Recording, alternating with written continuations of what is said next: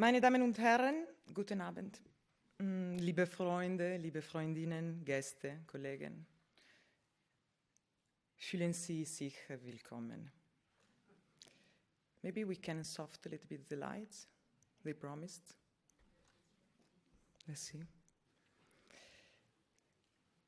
Originating in photography, the cinematograph not only photographs what exists, it gives life, it donne la vie.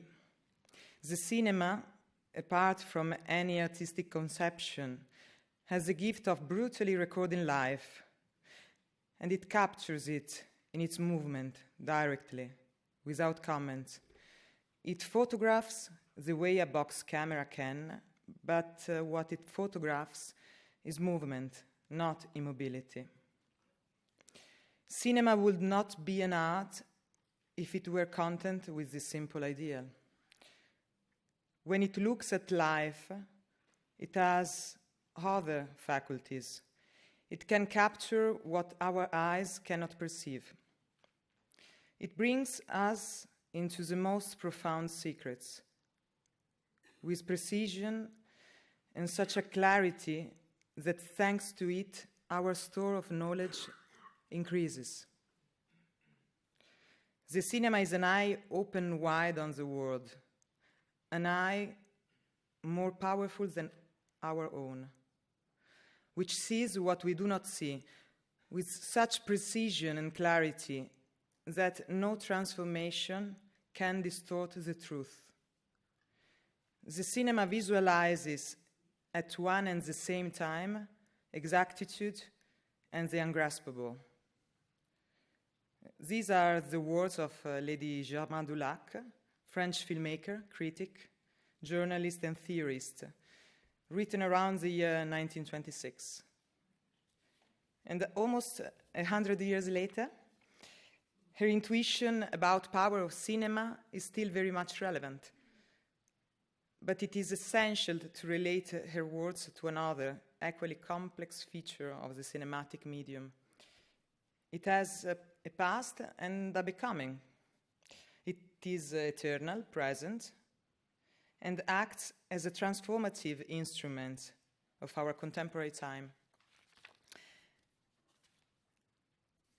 And so among the discourses included in the mapping of past and present cinema from the different geographies in this year program, I've stressed the idea of memory, which we can approach it in different ways, and which therefore allows mirrorings and reflections between the selected film.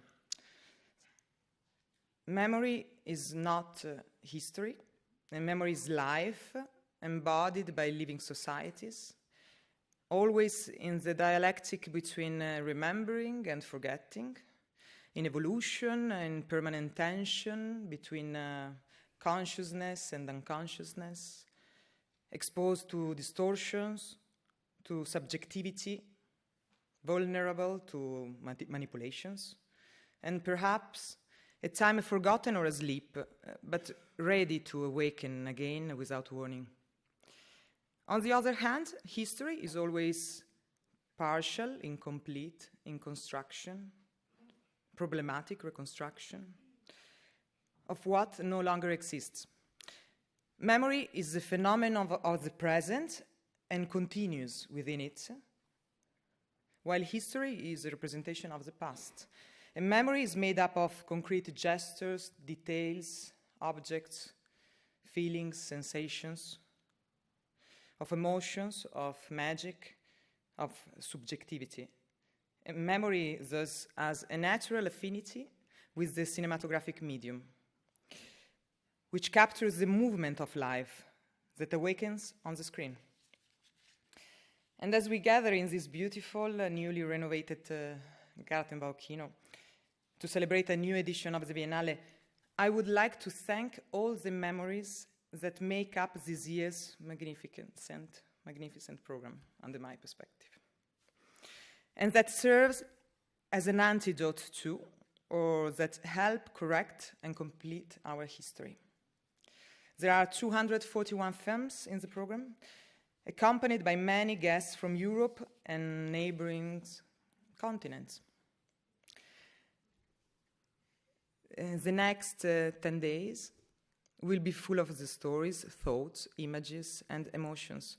And I would like to greet some of the directors who have already arrived, and they are here with us, or will be then at the party celebration. So Mina Mileva and Vesela Kasakova, among others, and thank you for the beautiful screening of this morning and the conversation very early with a lot of high school students. It was very touching, thank you.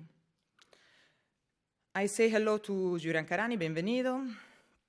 Bienvenido Samuel Delgado and Elena Giron, Sylvain Surge, Ramon Surge, I don't know if they're both here, but one of them. And more, I cannot name all of them. Thank you for being here in Vienna. It's very important. It's very important for the festival. It's very important for the audience. And some colleagues that I saw, James Latimer, Mark Perenson, Birgit Kohler, they already arrived. Thank you. And this year we are dedicating a focus to Fabrizio Ferraro, for whom the image is the instrument of an open process to understand life's experiences and different manifestations. Benvenuto Fabrizio, è un grandissimo piacere averti qua. You can also stop holding the applause.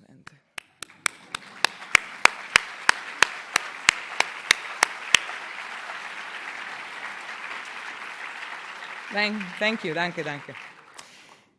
And this edition also celebrates the 100 years since the birth of Amos Vogel, the most illustrious Viennese film programmer and critic, allowing us to remember the subversive power of cinema that he proclaimed and paid tribute to. And this idea infuses all the sections of the festival, including the programs that find rich treasures in the archive, whether Eric Galen, another important Austrian director and author, or the spatial focus on Segundo de Chomón, a Spanish pioneer of cinema and of its capacity for illusion, or Sara Gomez, a Cuban filmmaker whose work seized the meaning of the revolution. And finally, I would like to greet a very special guest. You will be able to live through and read the small book we have dedicated to him this year, the third volume of our publication, the Textura, is very important for me. And soon you will see the little film he made for us as a trailer of the Viennale 2021. And you will also have the chance to discover and rediscover all his films over the next few days, including the latest. Ladies and gentlemen, please join me in welcoming Mr. Terence Davis.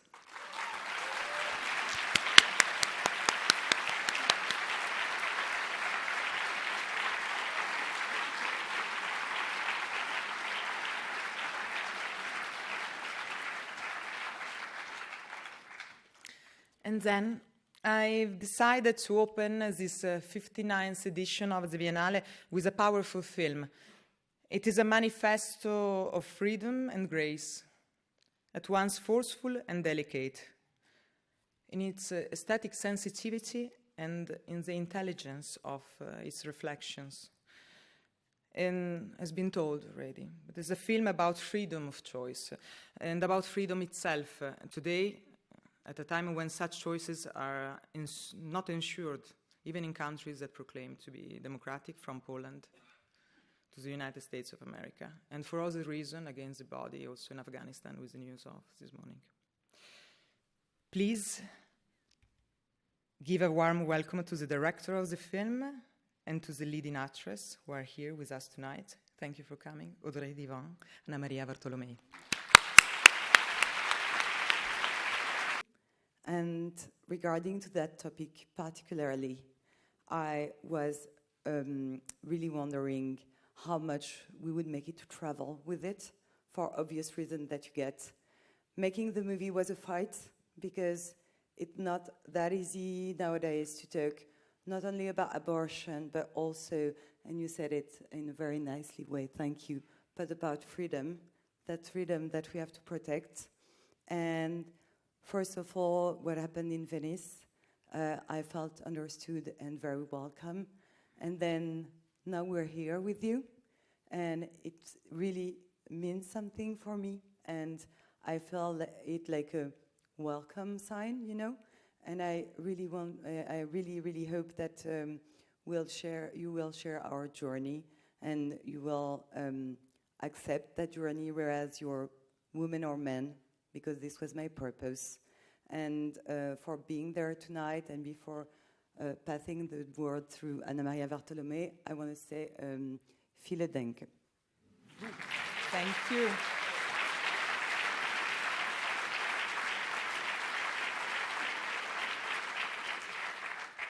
Good evening. I'm very happy to present you the movie tonight, and to see that many of you had the curiosity to come and see our work.